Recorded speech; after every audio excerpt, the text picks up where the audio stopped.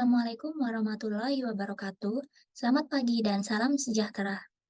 Perkenalkan, nama saya Anindya Widita, NIDN 0710039003 dari Program Studi Hubungan Masyarakat atau Public Relations, Faculty of Digital Communication and Hotel and Tourism, Universitas Bina Nusantara, Kampus Malang. Pada kesempatan kali ini, izinkan saya untuk menyampaikan pernyataan diri dosen dalam Unjuk Kerja Tridharma Perguruan Tinggi atau PDD UKT-PT bidang pengajaran sebagai salah satu persyaratan mengikuti sertifikasi dosen tahun 2023. Dalam pemaparan terkait proses pengajaran ini, mencakup konsep utama pembelajaran yaitu Delivery, Interaction, and Assessment atau biasa dikenal sebagai DIA. Saya akan menguraikan bagaimana DIA tersebut diterapkan dalam proses pengajaran melalui outline sebagai berikut. Berikut adalah identitas mata kuliah SEM and SEO Management. Kode mata kuliah KOM 6567018. Berjalan pada semester 4 atau semester genap 2022-2023 ini dengan status mata kuliah peminatan atau mata kuliah streaming Digital Public Relations. Mata kuliah ini memiliki bobot 2 SKS dan tidak ada prasyarat dari mata kuliah tersebut. Berikut adalah deskripsi mata kuliah. Mata kuliah SEM dan SEO Management membahas strategi Search Engine Optimization atau SEO dan Paid Search atau Search Engine Marketing atau SEM di media digital. Tujuan dari mata kuliah ini adalah untuk membentuk kemampuan berpikir analitik dalam pengembangan strategi branding melalui SEO dan SEM. Pada mata kuliah ini, mahasiswa diharapkan dapat menerapkan strategi SEO dan SEM dalam aktivitas digital branding, menganalisis strategi SEO dan SEM dengan sistematik, serta mengevaluasi efektivitas strategi tersebut dalam aktivitas branding. Berikut merupakan learning outcomes atau juga dikenal dengan capaian pembelajaran mata kuliah dari SEM dan SEO Management. Yang pertama adalah menjelaskan konsep kerja dari SEM dan SEO sebagai bagian dari strategi branding melalui digital media. Yang kedua, menerapkan manajemen SEM dan SEO untuk membangun ekuitas brand sebagai bagian aktivitas digital branding. Yang ketiga, mengevaluasi efektivitas strategi SEM dan SEO untuk mendukung aktivitas digital branding sebagai alat promosi. Berikut merupakan topik-topik yang dipelajari mahasiswa dalam mata kuliah SEM and SEO Management. Mata kuliah SEM and SEO Management menggunakan beberapa referensi materi sebagai berikut. Untuk referensi textbook, yang pertama adalah Optimize How to Attract and Engage More Customers by Integrating SEO, Social Media, and Content Marketing oleh Lee Oden tahun 2018.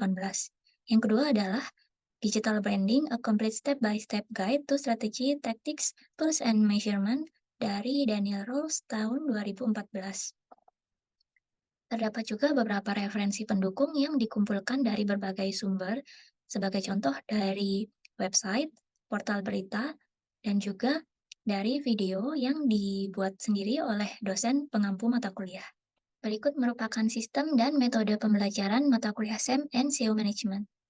Mata kuliah ini telah berlangsung secara full onsite, namun pada semester ini BINUS masih memberikan kesempatan bagi mahasiswa yang berhalangan hadir karena alasan kesehatan atau alasan urgent lainnya untuk mengikuti kelas melalui Zoom atau online, sehingga perkuliahan ini tetap bisa berjalan secara hybrid.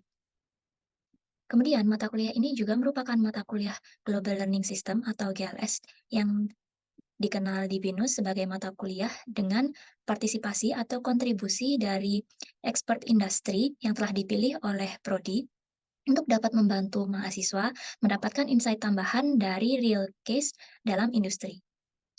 Para industri expert akan memberikan sharing knowledge melalui forum diskusi maupun juga melalui kuliah tamu di dalam kelas. Mata kuliah ini juga memanfaatkan Learning Management System BINUS Maya yang dimiliki oleh BINUS. Metode pembelajaran mata kuliah terdiri dari lecturing, group discussion, presentation, dan juga case study. Dalam prakteknya, mata kuliah ini juga telah menerapkan beberapa teknologi pembelajaran untuk mendukung interaktivitas dalam kelas. Sebagai contoh, saya telah menggunakan Padlet ataupun Quizzes dalam pembelajaran di kelas, dan juga untuk meningkatkan interaksi dan partisipasi dari masing-masing mahasiswa. Selain itu, teknologi atau sistem yang berkaitan dengan topik SEM dan SEO juga telah saya gunakan dalam studi kasus atau proyek diskusi di dalam kelas. Sebagai contoh, website atau aplikasi SEMrush dan juga Brand24 yang dapat dimanfaatkan mahasiswa untuk mempraktekkan langsung bagaimana cara menyusun atau mengidentifikasi strategi SEM dan SEO yang sesuai dengan kasus yang diberikan. Berikut merupakan salah satu contoh tangkapan layar dari LMS Binus Maya. Saya ambil contoh untuk mata kuliah ini. Jadi, pada pojok kiri atas terdapat informasi utama dari mata kuliah tersebut. Kemudian pada kolom-kolom di bawah merupakan kolom dari masing-masing sesi yang berisikan detail dari masing-masing sesi tersebut. Contohnya ini untuk topik keyword research, kapan mata kuliah itu dilaksanakan, kemudian untuk attendance atau pengambilan presensi, mahasiswa juga bisa langsung melakukan check-in online melalui aplikasi Binus Mayanya yang kemudian akan diverifikasi oleh dosen pada jam perkuliahan. Kemudian untuk link video conference atau link Zoom juga bisa diakses pada kolom sebelah kanan warna oranye ini. Kemudian untuk materi utama ada di kotak pojok kanan bawah yang sudah saya highlight tersebut. Jika mahasiswa ingin mengakses forum atau memiliki pertanyaan, mahasiswa bisa langsung membuat thread dalam forum di menu Binus Maya tersebut. Terdapat 3 komponen utama dalam assessment activity atau penilaian mata kuliah sebagai berikut. Assignment sebesar 30%, mid-exam atau UTS sebesar 30%, dan yang terakhir adalah final exam atau UAS sebesar 40%. Untuk masing-masing komponen aktivitas assessment, terdapat juga informasi terkait learning outcomes atau LO atau CPMK yang harus dicapai untuk masing-masing aktivitas tersebut. Sebagai contoh, untuk final exam akan menguji learning outcomes atau CPMK kedua dan ketiga. Proses penilaian dalam mata kuliah ini dilakukan dengan mengacu pada asesmen rubrik untuk membantu dosen menilai secara objektif dan juga terstruktur.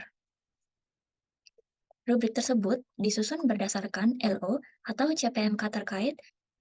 Terdapat juga level of proficiency untuk memandu dosen untuk memberikan nilai yang objektif dan sesuai dengan hasil penilaian atau hasil kinerja dari mahasiswa. Sebagai tambahan informasi, selain 3 komponen utama asesmen yang tertampil dalam tabel sebelah kiri, ada juga kategori atau komponen tambahan yang dapat diintegrasikan ke sistem penilaian mata kuliah SEM NCO Management ini. Contohnya adalah nilai keaktifan, serta nilai kehadiran, maupun nilai partisipasi dalam pengerjaan tugas maupun aktivitas pembelajaran di kelas. Selanjutnya, saya akan menampilkan cuplikan video pengajaran dari mata kuliah SEM NCO Management dengan topik Customer Persona dari sesi ke-6. CPMK terkait yaitu menerapkan manajemen SEM NCO untuk membangun ekuitas brand sebagai bagian aktivitas digital branding. Cuplikan ini merupakan ringkasan dari sesi pengajaran real dalam kelas dengan durasi kurang lebih 100 menit yang mencakup pemaparan materi, aktivitas grup, interaksi, sharing hasil kerja dan feedback, serta closing atau pemberian conclusion. Terima kasih atas perhatiannya. Selamat menikmati.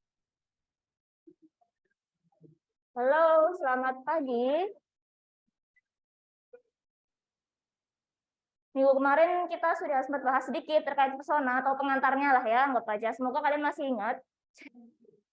Jadi persona ini kan berkaitan dengan karakter atau profil user atau calon konsumen, calon pembeli ataupun pembeli existing dari brand atau produk yang kalian tawarkan gitu ya. Contoh-contohnya kayak apa, terus cara proses membentukannya gimana, nanti itu ada dalam materi kali ini gitu ya.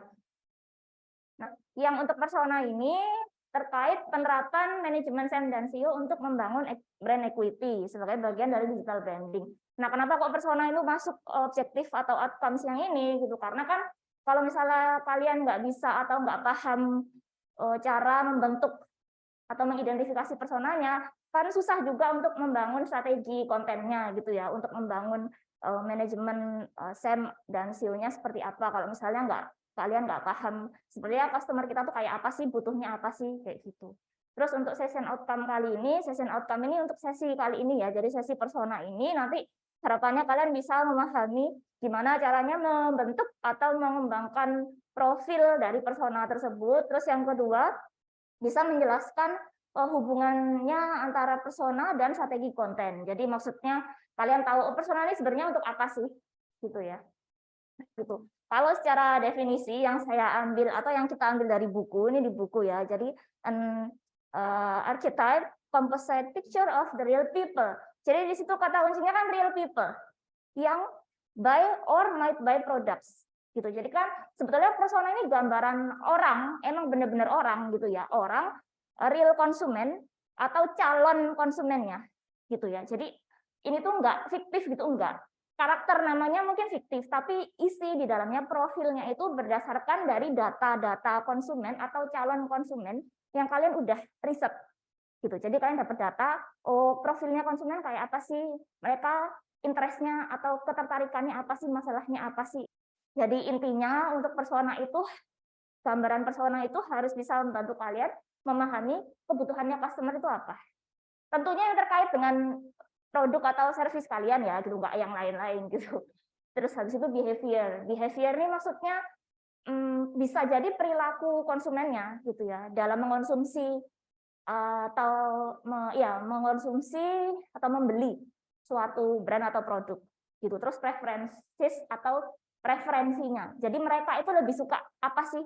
Lebih suka beli online misalnya, atau lebih suka browsing Instagram kah, atau lebih suka belanja di marketplace kayak gitu. Itu juga bisa disimpulkan dari personanya.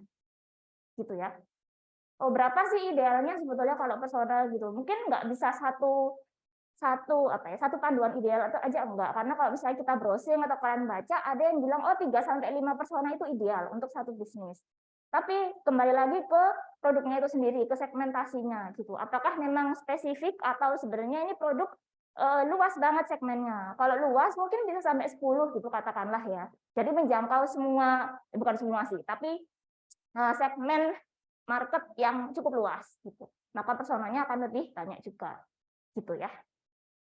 Nah, kalau ini proses sih langkah-langkahnya sebenarnya. Jadi kalau mau sampai ke sebelum kalian bikin persona itu ngapain dulu gitu.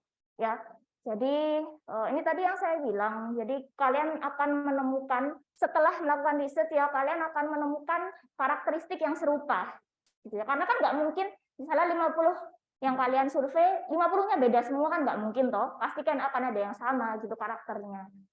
Begitu. Jadi saya lanjut ke sini aja ya. Ini detailnya. Jadi ada 6 proses utama. Yang pertama, identifikasi atribut customer, collect data, dianalisis datanya, terus bikin profile personanya. Jadi sebenarnya membuat personanya berakhir di sini, create a profile, ya. Membuatnya berakhir di sini, tapi ini berlanjut untuk bikin strategi kontennya tadi, gitu ya. Kan bikin persona tuh kan nggak berhenti di situ. Kalau udah sampai persona terus diapain gitu ya. Nah, lanjutannya kan itu dengan kaitannya dengan mata kuliah ini kan menghubungkannya untuk membuat keyword yang tepat dan membuat kontennya. Ujungnya kan membuat konten gitu ya, konten yang akan dioptimalkan baik di search engine, sosial media, website dan lain-lain gitu. Nah, di situ ada sosial media preference juga. Karena kan ini kita ngomong di digital ya, digital makanya kasih preferensinya dia sosial media yang mana. Kan nggak beda segmen mungkin beda preferensinya kan. Kayak tadi saya bilang, mungkin prefer Instagram atau mungkin yang lain kayak gitu. Terus ada juga yang menampilkan preferensi brand dia apa gitu. Jadi dia kalau beli sesuatu itu biasanya brandnya ini kayak gitu ya. Itu juga bisa. Itu ya. Terus sebentar di sini ternyata nggak ada. Untuk mengkolek datanya gimana? Tadi saya bilang bisa pakai interview, survei, atau ambil data langsung dari existing customer, kan pasti kan udah punya profilnya tuh. Nah, ini ada pain point-nya ya, atau masalahnya. Nah, dia tuh budgetnya minimal nih, gitu. Budgetnya minimal, terus ya, dia butuh apa ini asisten. Jadi dia butuh asisten. Mungkin kan karena dia si CEO banyak banget jadwalnya, susah gitu ya mau organize. Anggap aja kayak gitu. Ya, kita berandai-andai. Nah, terus tapi dia nggak bisa bayar asisten gitu ya. Mungkin karena bisnisnya masih baru, dia masih menjaga jumlah sumber dayanya gitu ya. Makanya wah, ya kayak gitu. Jadi itu kebutuhannya. Dia kan masalah berarti kan. Terus dia load kerjanya tinggi banget, 60 sampai 80 jam per minggu gitu. Ini loh, banyak banget itu seminggu kan. Jadi kan istilahnya kesusahan gitu, sibuk banget lah orang ini gitu, nanya aja. Terus ini search keyword. Berarti kan si brand ini menanyakan juga si Joe ini kalau misalnya browsing itu pakai kata kunci apa? Untuk mencari apa? Tools ya. Berarti kan dia butuh tools untuk memanage meeting jadwalnya dia gitu. Dia pakai virtual assistant gitu. Dia kan istilahnya butuh someone atau something untuk membantu manage jadwalnya dia gitu. Jadi dia searching virtual assistant gitu. Terus habis itu aplikasi untuk HP. Berarti kan dia mengharapkan juga ini ya solusi yang bisa dia pegang gitu. Maksudnya di HP gitu. Terus dia juga pakai keyword help me organize kayak gitu. Berarti kan dia kesulitan memanage atau mengorganisir jadwalnya dia. Terus, nah ini kayak motivasi. Ini dia tuh yang bikin dia suka atau bikin dia nyaman tuh apa sih? Misalnya kalau motivasi price-nya tinggi, berarti kan dia menginginkan harga yang terjangkau ya. Tapi kalau motivasi price-nya nggak terlalu tinggi kan berarti dia mengutamakan hal yang lain. Misalnya apa di situ? Convenience gitu, ya. Kenyamanan gitu, mungkin efektivitas kerja, bisa apa aja. Kayak gitu ya. Terus brand yang biasanya dia pakai kalau misalnya traveling untuk booking tiket dan semacamnya itu apa? Ada pertanyaan dulu mungkin sebelum masuk ke aktivitas terkait persona ini. Cukup jelaskah persona itu apa? Saya ngambil inspirasi dari yang contoh tadi sama ambil inspirasi dari Notion itu. Jadi ini aplikasi ya. Pahami dulu produknya adalah aplikasi. Aplikasinya ngapain? Itu tadi. Ada scheduling untuk productivity, note taking, task management, kayak gitu. Ya. Terus, nah, kalian coba diskusikan dulu siapa yang kira-kira bisa diwawancarai. Gitu. Diwawancara atau mungkin kalau nggak di sini, kalian boleh mungkin kalau misalnya dirasa cocok untuk kerabat atau teman kalian di luar, boleh di chat. Gitu. Tapi kalau dirasa susah, ambil aja teman-teman kalian. Gitu. Saya bikin yang kiranya teman-teman kalian nih atau kalian ini bisa masuk ke targetnya. Teman-teman yang di online saya bikin jadi 2 breakout. Ada pertanyaan dulu nggak yang di online?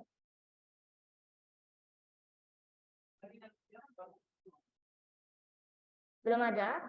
Teman-teman yang online, yang di Zoom? Jelas? Belum ada, Miss. Oke. Jelas. Gitu. Jadi ada masalah, ada tujuan atau goals, terus preferensinya dia. Preferensi ini tadi saya udah jelaskan, bisa terkait perilaku konsumennya, atau perilaku pembeliannya dia, atau terkait preferensi dia, kalau misalnya membeli sesuatu, atau budget misalnya, preferensi budget kan bisa juga kan. Dia kalau misalnya membeli sesuatu tuh mempertimbangkan budget atau enggak, kalau enggak ya berarti jangan ditulis, kayak gitu. Tadi kan tergantung kan. Gitu. Terus interestnya dia apa? Interest preferensi. Terus di pertanyaan itu nanti kita arahkan ke itu nggak sih? Misalnya ini kelompok kami punya Notion ya. Ada ngarah ke ini nggak sih? Apakah kamu pernah menggunakan Notion sebagai alat untuk planning kamu? Apa perlu? Enggak sih, enggak ditanyain aja. Jadi kamu sekarang udah menggunakan suatu aplikasi atau enggak gitu? Atau mungkin sekarang kamu tuh untuk mengatur itu kayak pakai apa sih kayak gitu aja. Jadi pertanyaan-pertanyaan terbuka seperti itu. Enggak, tapi menyasar ke produknya kan, Mas? Iya, kategori produknya harus nyambung dengan ini kan. Tapi dia pakainya Google Calendar kan mirip. Ya. Nggak apa-apa. Nggak apa-apa. Jadi kan kamu dapat data itu kan berguna juga gitu ya. Berarti kan kamu mungkin dari Google Calendar itu kamu bisa lanjutin itu sekarang udah efektif atau belum gitu. Apa yang bisa diperbaiki. Nah, itu kan nanti berguna untuk aplikasi kamu kayak gitu. Ini produktivitas ya. Berarti dia goals-nya mau mencapai apa dia gitu. Ya toh? Jadi bisa juga nggak terkait secara langsung, tapi dalam kalau kita ngomong the whole picture itu bisa nyambung. Berarti maksudnya ini kan permasalahan secara umum, misalnya untuk jadwalnya secara umum bukan dia meskipun dia belum pernah pakai Ya. Jadi itu sebagai nanya ke calon user kan ya? Iya, calon atau yang pengguna sekarang kalau ada juga bisa. Ya, sama. Oke, kita lihat yang pertama dari kelompoknya Elsa, gitu ya. Satu persona nih. Kalau teman-teman yang lain mungkin boleh di-compare dengan pekerjaannya masing-masing. Kalau serupa atau sama, nggak masalah. Gitu ya. Jadi kalau persona kan tergantung orang yang diinterview juga ya. Jadi bisa beda-beda. Oke, info demografisnya 21 tahun mahasiswi tinggalnya di Malang. Oke. Saya bahas yang highlight aja ya. Pain point atau masalahnya. Nggak apa-apa, masih diskusi sih nggak apa-apa, masih belum selesai kan ya gitu. Tapi mungkin saya untuk mempersingkat waktu, saya bahas singkat aja biar nanti langsung anggap aja udah langsung jadi review gitu ya buat teman-teman. Pain point mungkin ada yang teman-teman masalahnya sama. Di sini ada suka lupa atau pelupa gitu ya. Tadi saya lihat juga ada yang pelupa gitu ya. Nggak apa-apa, berarti masuk dengan kategori produknya kan pelupa gitu. Jadi bisa dijawab dengan produk atau aplikasi tersebut gitu ya. Terus kedua, banyak kegiatan yang bertumpuk ya. Misalnya si Elsa ini punya banyak kegiatan di kampus dan di luar kampus. Ya, betul. Jadi kan menjadi tantangan itu bagi dia yang pelupa gitu ya.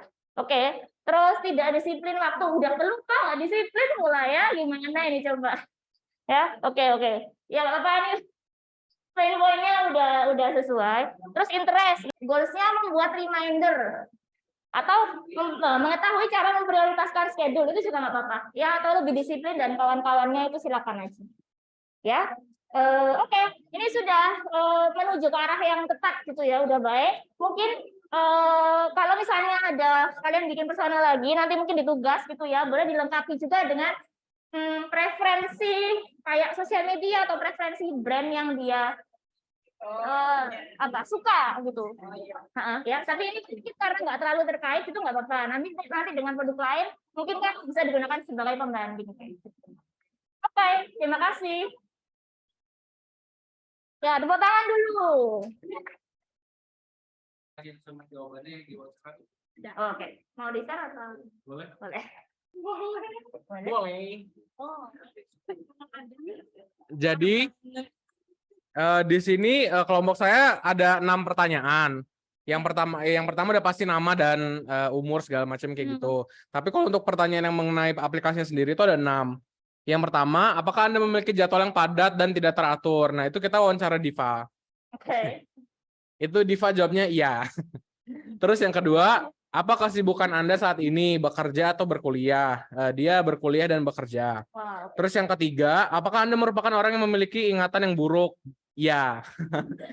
Terus yang keempat, apakah Anda orang yang termasuk suka menulis? Dia menjawab tidak terlalu. Terus yang kelima, apakah Anda menyukai online journaling? Tidak terlalu. Yang terakhir, apakah Anda termasuk orang yang membutuhkan aplikasi untuk mengorganisir jadwal agenda Anda? Dia bilang sangat membutuhkan. Jadi secara persona dia memang tidak terlalu suka menulis, tapi dia sangat membutuhkan untuk mengatur jadwal keseharian dia yang sangat padat kayak gitu. Ya. Ya. Terima kasih. Oke, terima kasih. Ya, ada ini Kak, aplikasi yang digunakan Kak? Ini dia belum pakai, tapi kita saja untuk pakai. Dan gitu. udah kayak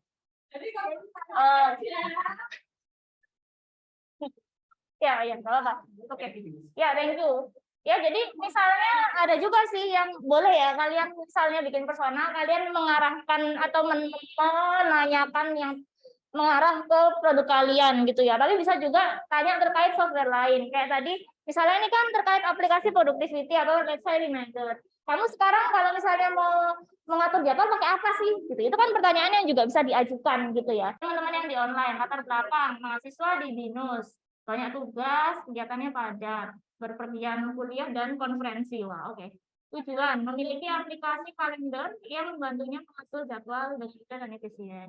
Ingat, oke, ini oke tujuannya. Tantangan, jadwal padat, tugas dan organisasi. Oke, ini serupa dengan Elsa tadi ya. Ingin aplikasi yang mudah digunakan. Dapat disinkronkan dengan perangkatnya. Oke, keinginan. Oke, boleh.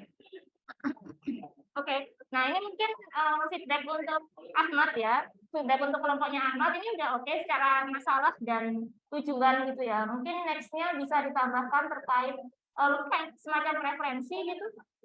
Referensi terkait channel sosial media mungkin. Karena, oh ya teman-teman, kenapa kok kita mau juga tahu preferensi sosial medianya? Karena kalau misalnya kita nanti bikin konten sosial media kan mungkin fokus ke situ ya, fokus ke aplikasi yang digunakan calon konsumen atau konsumen existing kita. Gitu.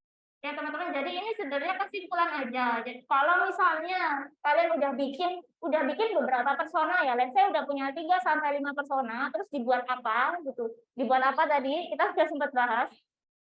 Pertama, kalian bisa gunakan itu untuk bikin content plan. Content plan ya, content plan ini kan kalian bisa menyimpulkannya dari apa? Kebutuhan, terus masalahnya, terus habis itu topiknya juga. Tadi kan ada beberapa topik ya, topik-topik yang dicari. Nah, itu bisa kalian gunakan untuk perencanaan konten selanjutnya. Kayak misalnya tadi tips mengatur waktu. Berarti kan aplikasi ini, mau Notion kayak aplikasi Sregep yang lain itu, bisa juga bikin konten misalnya Instagram untuk konten tips pengaturan waktu, kayak gitu. Ya, itu contohnya. Terus SEO dan keywords juga bisa disimpulkan atau kalian rencanakan di situ.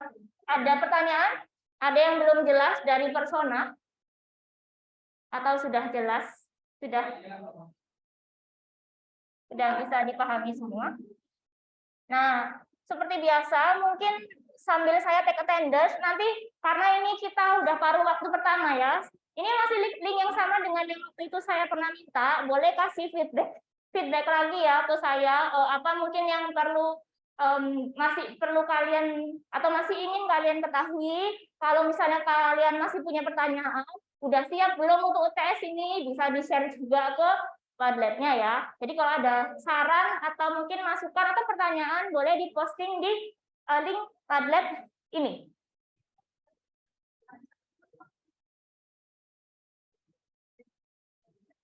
Teman-teman, apakah udah diisi grupnya dan Jadi kalau saya aman nggak sekolah? aman. Berarti ini dia kalau yang aman boleh balik dari. Iya, nggak apa-apa. Dan Teman-teman yang di Zoom, teman-teman yang di kelas, kalau misalnya sudah ada pertanyaan, kalau saya akhiri kelasnya, terima kasih. Semoga sukses untuk UTS-nya. Demikian pemaparan dari saya pada video PDD UKT-PT bidang pengajaran kali ini. Terima kasih atas perhatiannya. Wassalamualaikum warahmatullahi wabarakatuh.